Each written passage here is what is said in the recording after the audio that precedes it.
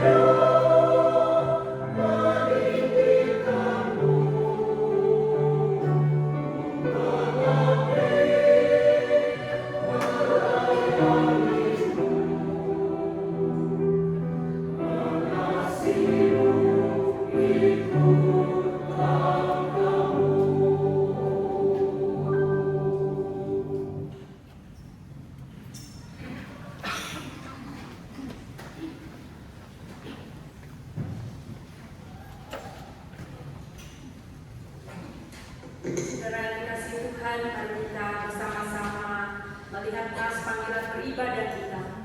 Kita membacanya bersama-sama.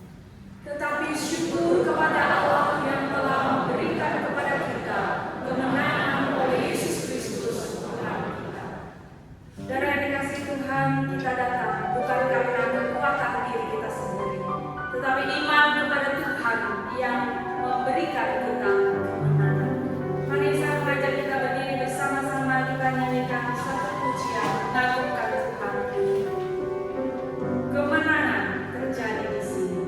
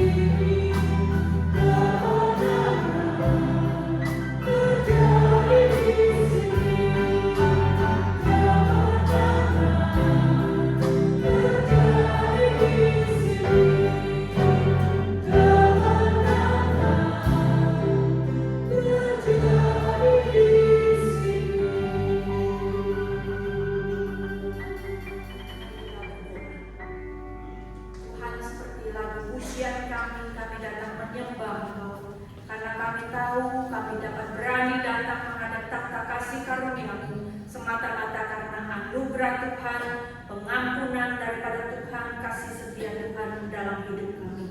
Tuhan, ampunilah dosa dan salah kami. Jika dalam perkataan dan pikiran kami seringkali mendukakan Engkau. Tuhan, kami memberontak, kami melawan Engkau. Kami tidak menuruti apa yang menjadi kehendak-Mu. Ampuni kami Tuhan. Kami berdiri di hadapan-Mu, kami berdoa bersyukur untuk gereja kami. Dan terus Tuhan memimpin, Tuhan sertai dalam setiap pergerakan yang dilakukan, program yang dilakukan. Tuhan, Engkau selalu nyata, memampukan menolong kami. Tuhan, kami juga bersyukur untuk kebaktian pertama ini Tuhan. Kau memberikan jemaat-jemaat Tuhan yang sungguh setia. Tuhan, di dalam berbagai tantangan kami rindu bersama-sama boleh bersahati di dalam melayani. Kami rindu lebih banyak jiwa-jiwa boleh hadir di dalam kebaktian yang pertama ini. Mari Tuhan, Engkau memberkati menolong kami.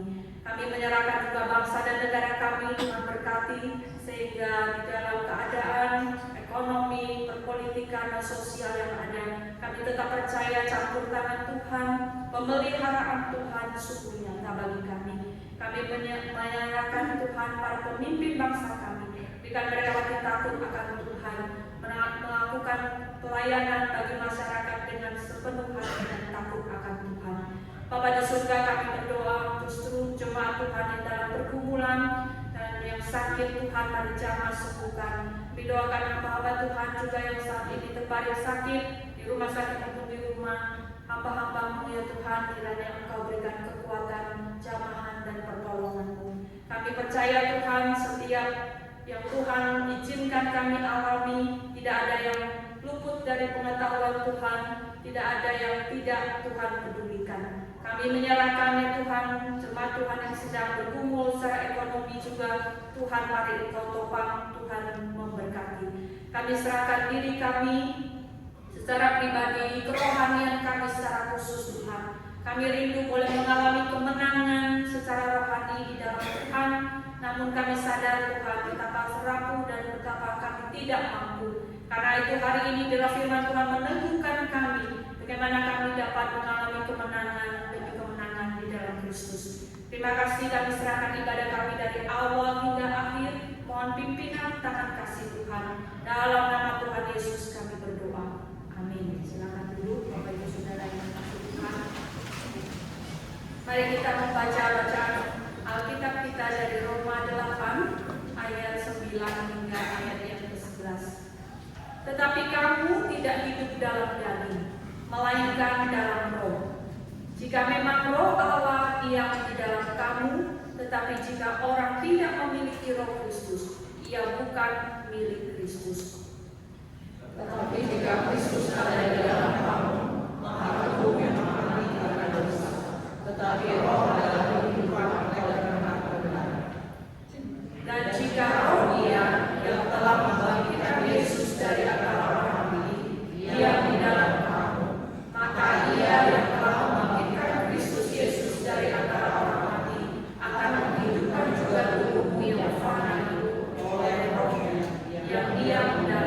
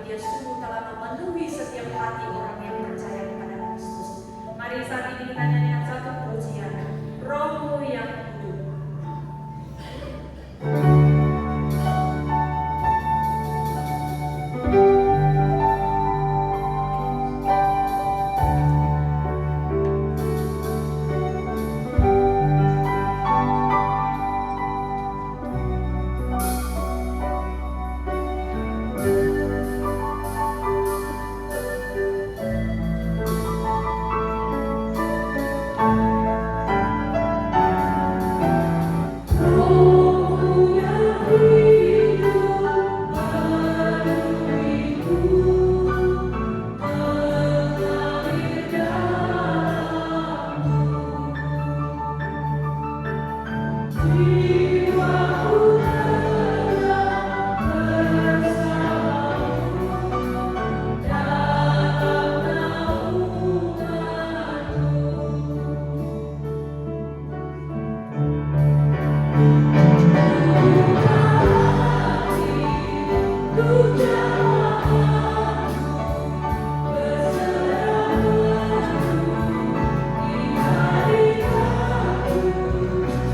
ambil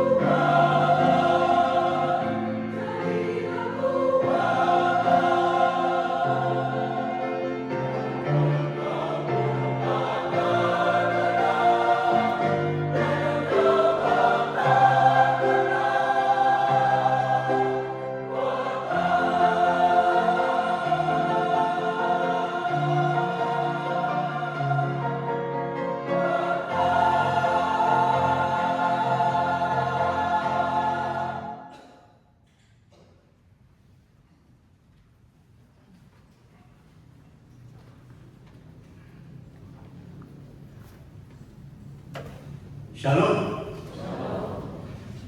Jadilah kuat di dalam kuasanya.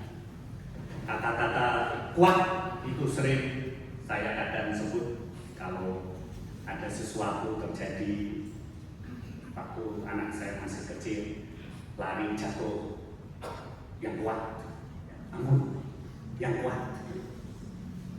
Sekarang juga ketika hadir di rumah duka, dan kata ini juga yang kuat. Kekuatan itu bukan dari kita asalnya, tetapi dari Tuhan. Dia yang berkuasa memberikan kekuatan. Demikian pula ketika kita membahas tema hari ini, pertempuran di dalam. Pertempuran di dalam pikiran kita, hati kita. Pertempuran terjadi justru di dalam diri kita sendiri. Satu kehidupan, tetapi dua suara. Bapak Ibu yang terkasih, kisah Kain dan Habel menjadi gambaran paling awal dari pertempuran antara suara daging dan suara roh. Pertempuran antara suara daging dan suara roh. Di dalam bahasa Paulus, antara keinginan daging dan keinginan roh. Kita akan membaca bagian dari Kejadian pasal 4 ayat 1 sampai 10. Saya ajak kita berdoa. Bapak, tiba saatnya kami bersama hendak merenungkan kebenaran firman. Mari kiranya Engkau berkenan berkata-kata dan kami sekalian mendengar. Kami datang dengan berbagai kebutuhan, harapan, tantangan, pergumulan. Mungkin kiranya hari ini apapun yang sedang terjadi dalam diri kami, hidup kami, keluarga kami, kesehatan kami, pekerjaan usaha kami, semuanya kami senantiasa ingat kalau hidup kami bukan hidup dari apa yang secara jasmani kami punya, tetapi juga secara rohani kami diberi.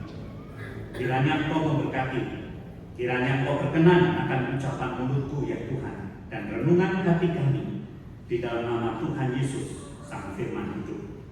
Amin. Kain dan Habel, Kejadian 4 ayat 1 sampai dengan 10, demikian firman Tuhan. Kemudian manusia itu bersetubuh dengan Hawa istrinya, dan mengandunglah perempuan itu, lalu melahirkan Kain. Maka kata perempuan itu, aku telah mendapat seorang anak laki-laki dengan pertolongan Tuhan. Selanjutnya dilahirkannya Habel, adik Kain, dan Habel menjadi gembala kambing domba, Kain menjadi petani. Setelah beberapa waktu lamanya, maka Kain mempersembahkan sebagian dari hasil tanah itu kepada Tuhan sebagai korban persembahan. Habel juga mempersembahkan korban persembahan dari anak sulung kambing dombanya, yakni lemak-lemaknya. Maka Tuhan mengindahkan Habel dan korban persembahannya. Tetapi Kain dan korban persembahannya tidak diindahkannya. Lalu hati Kain menjadi sangat panas dan mukanya muram. Firman Tuhan kepada Kain, mengapa hatimu panas dan mukamu muram? Apakah mukamu tidak akan berseri jika engkau berbuat baik? Tetapi jika engkau tidak berbuat baik, dosa sudah mengintip di depan pintu. Ia sangat menggoda engkau, tetapi engkau harus berkuasa atasnya. Kata Kain kepada Habel adiknya, marilah kita pergi ke padang. Ketika mereka ada di padang, tiba-tiba Kain memukul Habel adiknya, lalu membunuh dia. Firman Tuhan kepada Kain, Di mana adikmu itu? Jawabnya, aku tidak tahu. Apakah aku penjaga adikku? Firman-Nya, apakah yang telah kau perbuat ini? Darah adikmu itu berteriak kepadaku dari tanah. Demikian pembacaan firman. Bapak Ibu yang terkasih, dari kisah Kain dan Habel inilah kita akan belajar merenungkan dua suara di dalam hidup kita. Habel percaya kepada Allah. Kain hanya menjalankan agama. Itu kata seorang teolog reform. Habel percaya kepada Allah, tapi Kain hanya menjalankan agama. Kenapa demikian? Yang pertama, Kain mendapatkan suara peringatan anugerah. Firman Tuhan kepada Kain. Jelas sekali Alkitab mencatat bagaimana Allah berdialog dengan Kain. Bagaimana Allah menyapa Kain. Bagaimana Allah menyampaikan apa yang Allah harapkan, apa yang Allah mau kepada Kain. Di ayat 6 dan 7 tadi yang kita baca, firman Tuhan kepada Kain, mengapa hatimu panas dan mukamu muram? Sekaligus Tuhan bisa melihat dari figur Kain, dari dalam hatinya, tapi juga dari tampilan wajahnya yang muram. Tapi dari sana juga Allah mengingatkan, mengapa hatimu panas? Apakah mukamu tidak akan berseri jika engkau berbuat baik? Apakah mukamu tidak akan berseri jika engkau berbuat baik? Saudara terkasih, ada kaitan yang erat ketika kita berbuat yang baik, ketika kita melakukan sesuatu kepada sesama dengan sepenuh hati, kita juga tampilkan dengan wajah. Secara alami muka kita berseri, muka kita tersenyum, muka kita menunjukkan bahwa kita sedang berbuat sesuatu dari dalam diri kita, kebaikan. Tuhan sangat apresiasi. Tuhan sungguh sangat menghargai pribadi seperti Kain yang sebenarnya kalau bisa menyamakan posisi muka, tampilan muka dengan keberadaan hati, ekspresi hati. Kain ini istimewa. Ketika lahir, mamahnya Ibu Hawa menyampaikan rasa syukur yang mendalam. Aku telah mendapat seorang anak laki-laki dengan pertolongan Tuhan. Seorang ibu yang bersyukur setelah kelahiran putranya. Anak yang lahir ke dunia pertama kali. Bayi yang lahir pertama di dunia. Sungguh disyukuri oleh Mama Hawa. Aku mendapatkan seorang anak laki-laki dengan pertolongan Tuhan. Ungkapan syukur yang tulus. Tuhan, Engkau yang menolong aku sehingga aku melahirkan anak yang sulung, anak laki-laki. Dalam sejarah Israel nanti anak sulung itu istimewa. Ketika Yakub melahirkan, maksudnya istrinya melahirkan anak sulungnya, Yakub menyebutnya, ini puncak kegagahanku. Istimewa. Sehingga Kain sebenarnya dilahirkan dengan keyakinan dari mama pertolongan Tuhan. Habil kemudian lahir, tidak ada suara apa-apa. Tidak dicatat di Alkitab bagaimana mamahnya mensyukuri atau menyebut namanya bahwa lahir anakku yang kedua. Saudara, kita tidak tahu karena memang tidak dicatat di Alkitab. Tetapi ketika Alkitab mencatat ada sesuatu yang merupakan ungkapan istimewa syukur lahirnya seorang Kain. Namun dalam perjalanan waktu Alkitab mencatat bagaimana Kain mempersembahkan sebagian dari hasil tanah. Mungkin itu hasil pengertiannya apa yang harus diberikan kepada Tuhan karena dia seorang petani, disebut di sini sebagian dari hasil tanahnya, sebagian dari apa yang sudah dia usahakan di dalam hidupnya. John Calvin mengatakan dosa utama Kain dalam ibadahnya adalah kemunafikan dan kesombongan. Ini kalau mau menghakimi Kain, ya. Kenapa dia hanya memberikan sebagian dari hasil tanahnya? Ada ungkapan itu. Apakah itu juga sebagian dari ekspresi hatinya yang tidak sepenuhnya kepada Tuhan diberikan? Atau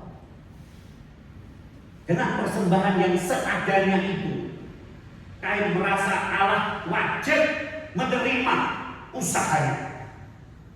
Allah wajib menerima usahanya. Saya sudah mengusahakan, saya sudah bekerja keras, saya mau berikan, dan Tuhan wajib menerimanya.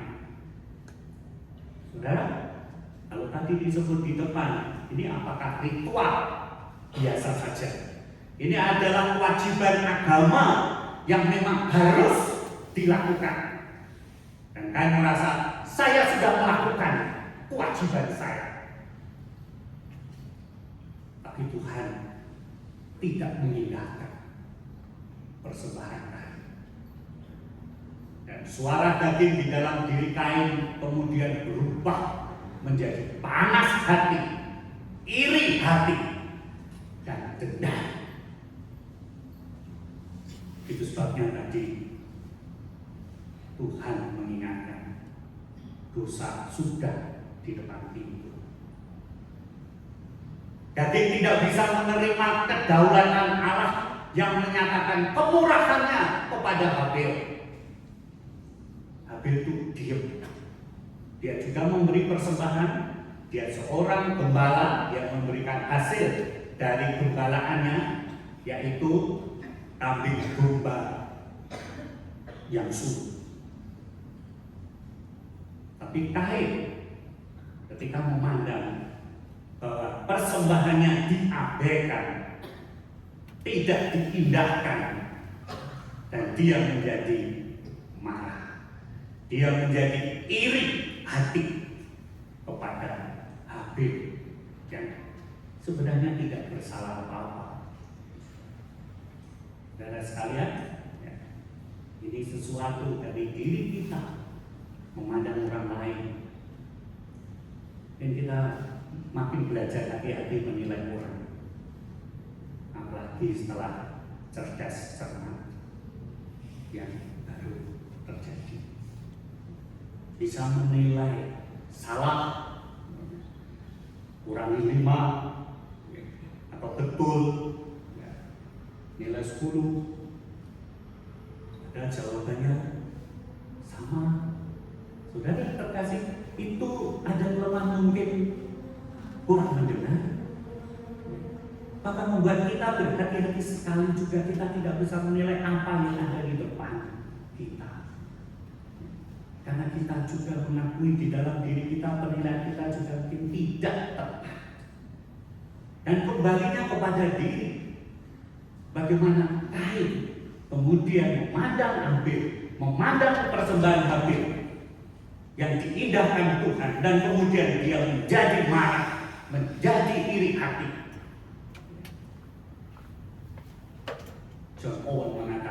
bunuhlah dosa atau dosa akan membunuhmu.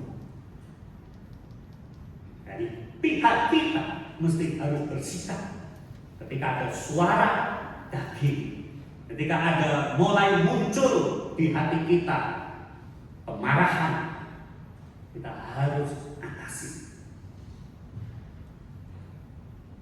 Tuhan tidak serta-merta menghakimi kalian, tapi Tuhan beranugerah mengingatkan, apakah kamu tidak berseri-seri kalau kamu berbuat baik?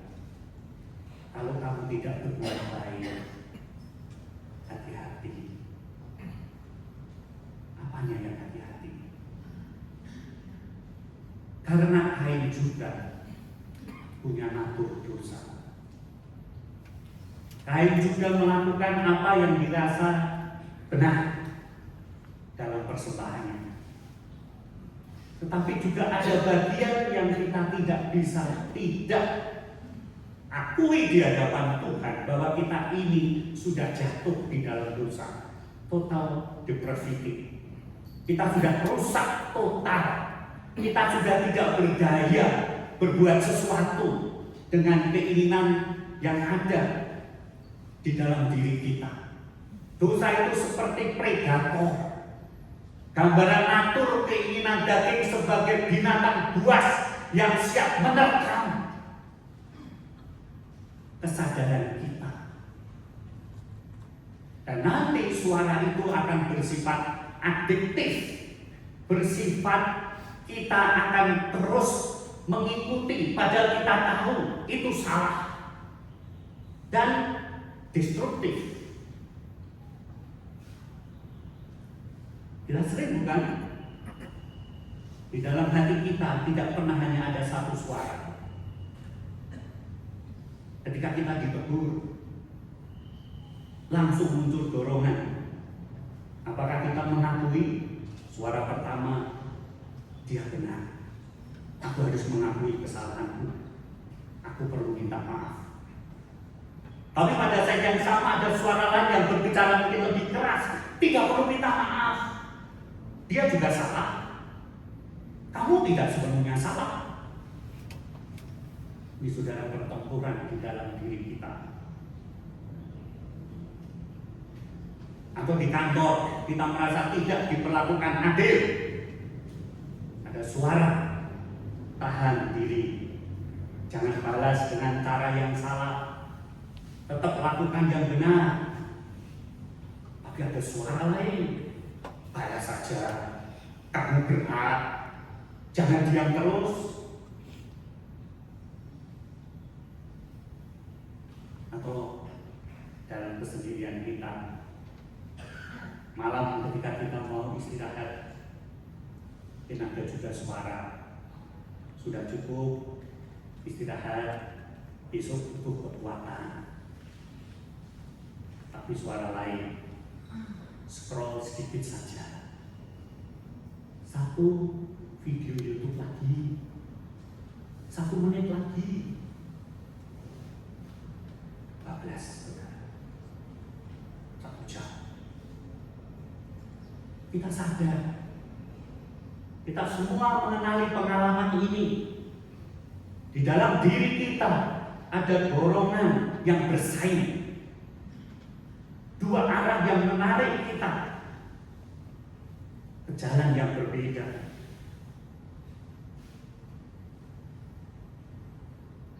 Kitab Yudas hanya 1 pasal, tapi menyebut nama Kain dengan mengingatkan jangan mengikuti jalan yang ditempuh Kain. Jalan yang ditempuh Kain.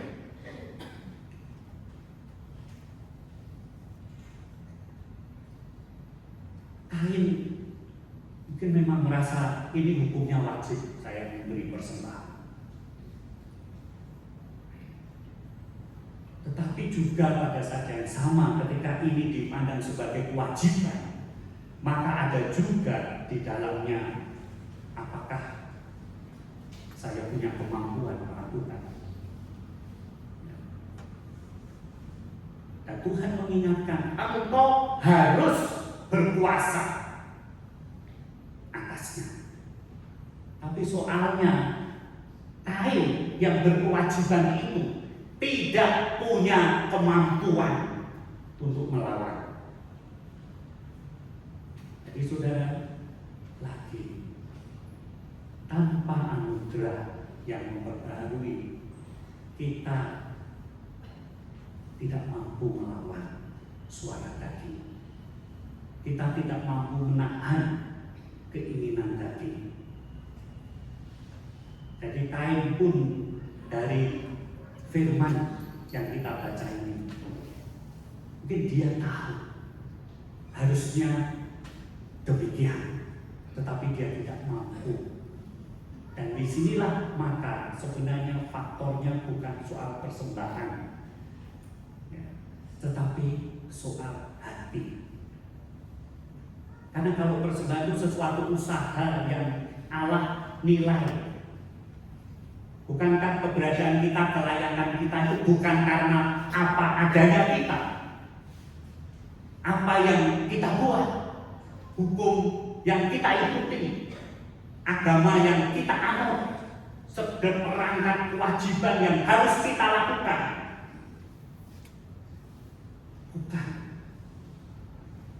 Nyata bahwa kita hidup masih di dalam daging.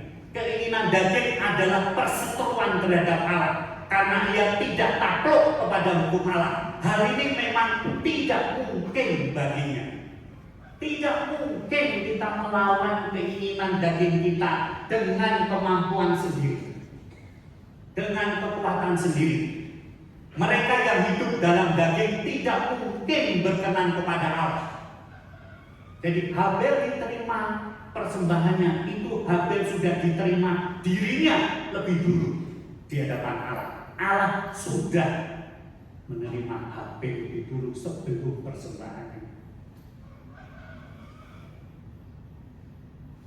Dan kita harus mengakui, orang Kristen sejati adalah orang yang setiap hari berperang melawan dosa.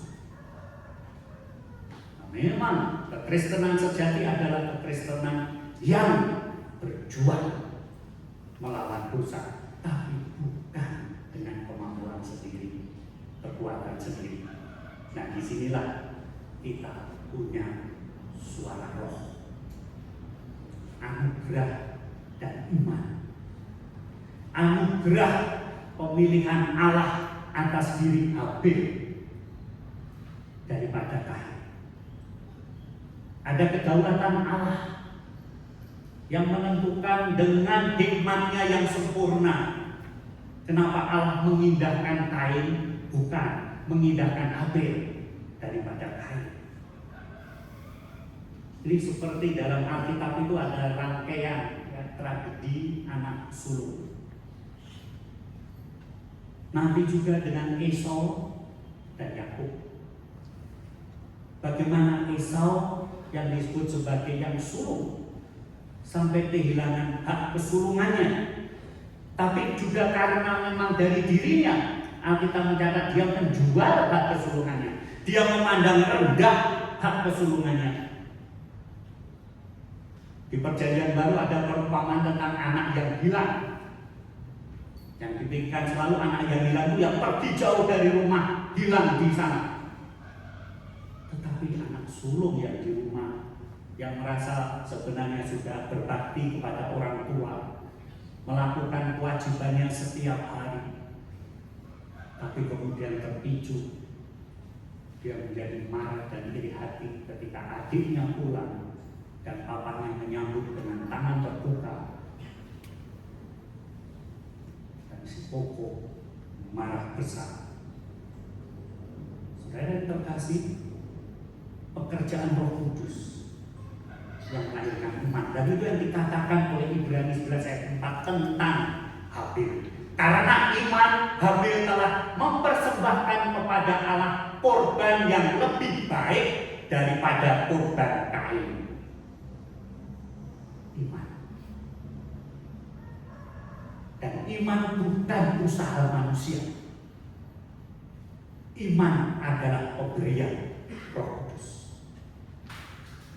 Roh Kudus bekerja lebih dahulu di hati orang, membuka orang menjadi percaya kepada Tuhan Yesus.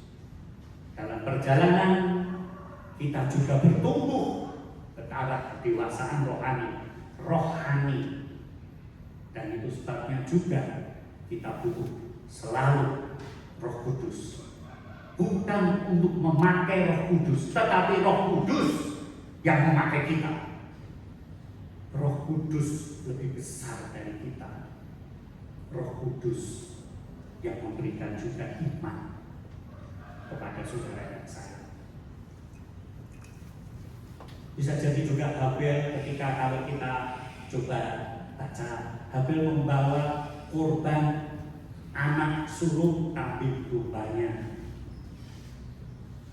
Karena lihat, mungkin juga itu dari imannya bahwa yang namanya kurban itu harus ada pencurahan darah. Itu bentuk ketaatan. Pada waktu Adam dan Hawa jatuh di dalam dosa dan mereka mengetahui kemudian dirinya telanjang, Allah memberikan pakaian kepada mereka dari kulit binatang. Berarti ada binatang yang jadi kurban, yang memang mesti dikurbankan. Penebusan dosa butuh pengorbanan. Dan pengorbanan itu Allah lakukan di dalam Yesus, Juru Selamat kita satu-satunya. Martin Luther mengaku, aku tidak dapat mengendalikan hatiku, tetapi aku dapat menempatkan diriku di bawah firman Allah. Mungkin hati kita kadang bandel, hati kita kadang keras, hati kita kadang panas seperti kain. Dan dari sana kemudian Kain bahwa adiknya sudah mulai dilakukan pembunuhan berencana. Diajak adiknya kepada, lalu dipukul adiknya, dan kita mencatat dibunuh, dihabisi. Dari hati yang tadi Allah ingatkan, dosa sudah di depan pintu, sangat menggoda, tapi kamu harus menguasainya. Tapi keharusan tidak membuat Kain bisa melakukan, mampu melakukan. Dalam kedaulatan Allah, Kain menjadi contoh seorang yang memberikan dirinya melakukan semua yang dia tahu benar, suatu hukum mungkin yang diikuti, tetapi tidak menyerahkan diri sepenuhnya kepada Allah, atau karena memang Allah dengan kedaulatannya tidak memilih Kain. Dan kita juga melampaui dari Kain karena kita punya Roh Kudus di dalam hidup kita. Roh Kudus yang akan kita peringati minggu depan, kehadirannya sebagaimana hari Pentakosta. Roh Kudus dicurahkan kepada setiap orang percaya. Roh Kudus yang perlu suaranya kita perhatikan, kita dengarkan, dan kita ikuti. Karena kalau mengikuti keinginan kita, suara daging kita tidak berdaya. Darah Habel dikatakan tadi di ayat 10 masih berbicara, walaupun Habel sudah mati. Penulis dari surat Ibrani menyatakan lebih lagi kepada Yesus, pengantara perjanjian baru, dan kepada darah pemercikan yang berbicara lebih kuat daripada darah Habel. Darah Habel bersuara menuntut keadilan, menuntut penghukuman. Darah Yesus memberikan pengampunan setiap hari. Darah Yesus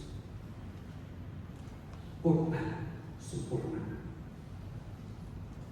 yang Tuhan karuniakan kepada kita untuk kita sungguh mendengarkan suara Roh. Pertempuran kita di dalam hidup kita, pertempuran kita juga membuat kita juga mesti waspada. Karena pertanyaannya bukan sekedar suara mana yang ada, dua-duanya selalu ada, dua-duanya selalu ada. Nah, tinggal suara mana yang akan kita ikuti. Saudara terkasih,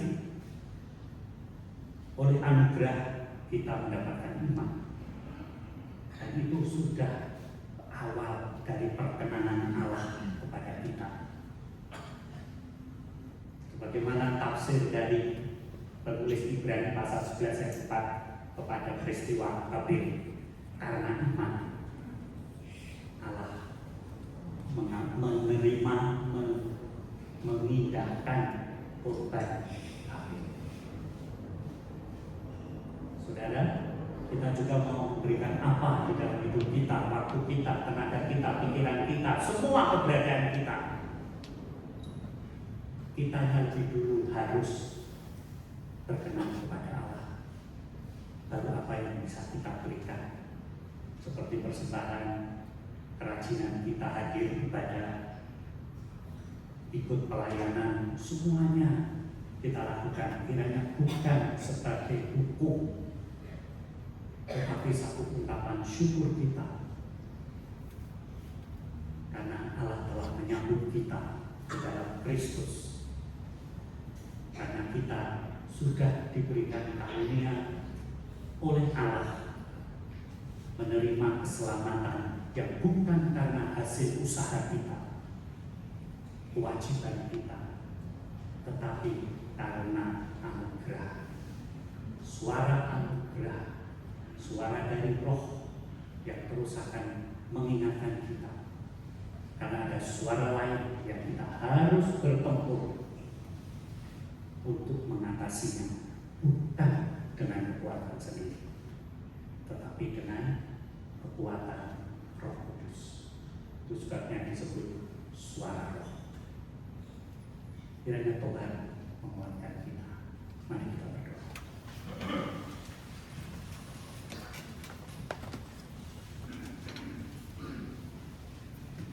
Bapa, kami bersyukur tentang peristiwa masa lalu terjadi untuk kami belajar hari ini. Di masa hidup kami ada seorang Kain yang kehadirannya di dunia, kelahirannya di dunia sangat disyukuri karena berkat pertolongan Tuhan. Namun juga dalam perjalanan waktu kami membaca anugerah Tuhan tetap bekerja, memberi peringatan. Namun juga ada natur dosa kami yang membuat kami punya dan mau mengikut suara kedagingan. Namun syukur kepada Allah yang memberikan kepada kami berkat kekuatan oleh Roh Kudus di dalam diri kami dan hidup kami untuk kami sungguh bisa mengikuti. Tuhan, mungkin hati kami sering tidak bisa kami kendalikan, kami andalkan, tapi kami mau tetap berada di bawah firman Tuhan. Kami berdoa di dalam nama Tuhan Yesus Juru Selamat. Amin.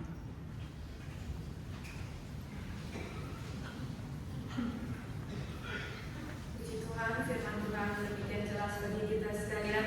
Dalam hidup kita percaya ada konflik batin di dalam diri kita, ada dua suara, ada kuasa dosa. Tetapi janji firman Tuhan berkata ada kemenangan di dalam Roh Kudus yang memberikan kepada kita.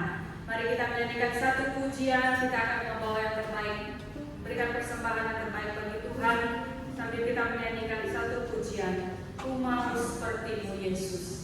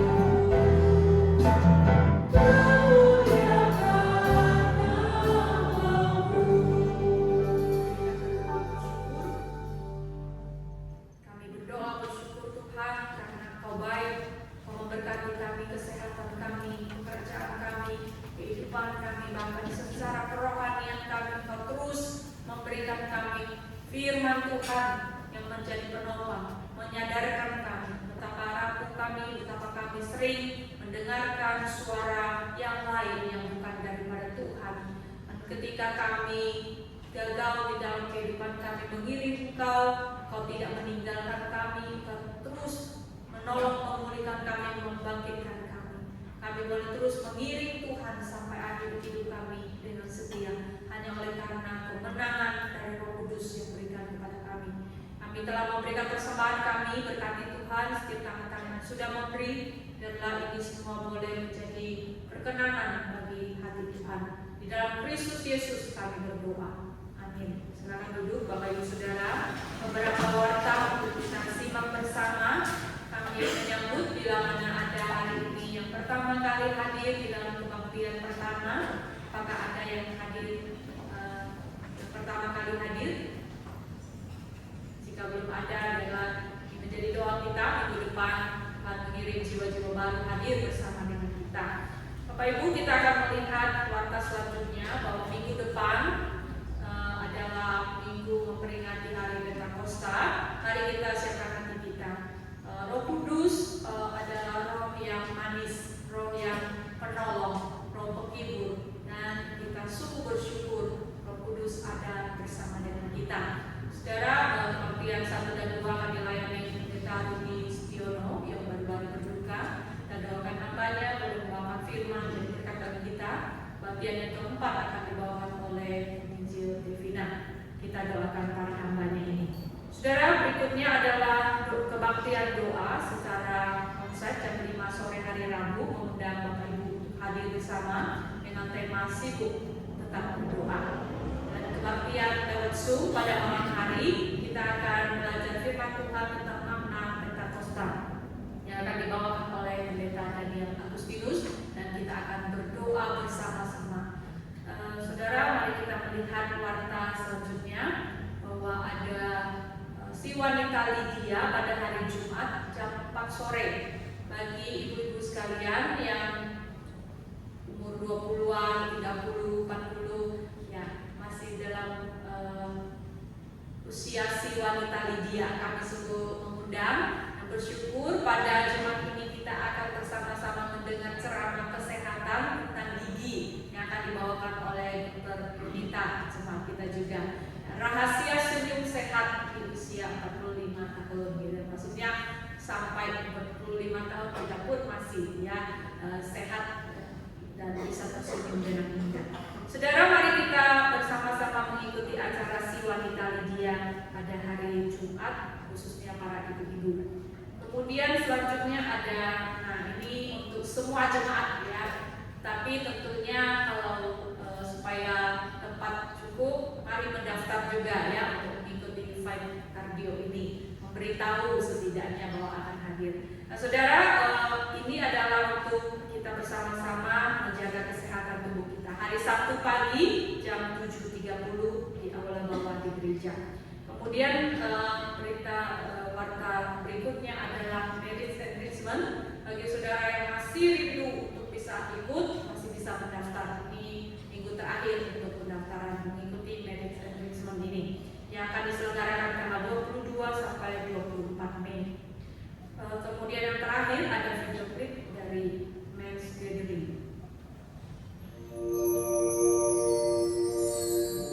Sebagai pria, kita kerja keras setiap hari, pulang malam, capek, banyak pikiran, dan tanpa sadar, rumah hanya jadi tempat istirahat. Kita pikir tugas sebagai suami cuma cari nafkah, padahal istri bukan cuma butuh uang, mereka juga butuh didengar, diperhatikan, dikasihi, dan dipimpin. Mungkin kita berhasil di pekerjaan, tapi apakah kita benar-benar hadir untuk keluarga? Apakah istri kita merasakan kasih Kristus lewat diri kita sebagai suami? Karena menjadi suami bukan cuma soal memberi nafkah saja, tapi juga tentang mengasihi dan memimpin seperti Kristus. Mari belajar bersama di Persekutuan Kaum Pria Puling Bandung dengan tema bukan cuma cari nafkah. Jangan sampai berhasil di pekerjaan, tapi kehilangan keluarga.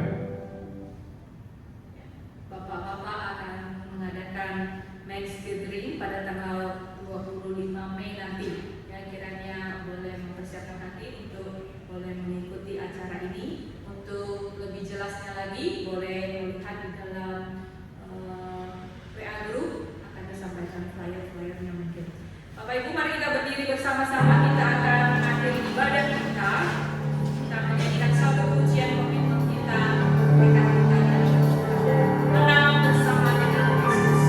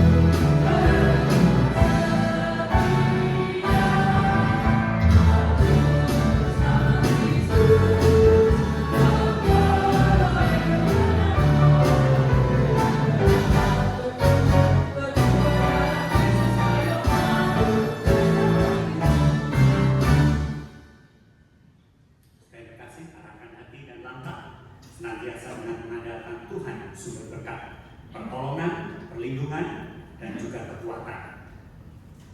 Mari bersama kita memberikan diri kita menerima berkat Tuhan. Sinar kemuliaan dari tahta Allah Bapa yang Maha Tinggi, kasih karunia Tuhan Yesus yang berlimpah ruah, dan kekuatan pertolongan Roh Kudus yang tersedia. Berkat Allah Tritunggal menyertai kita dari sekarang sampai selamanya. Amin.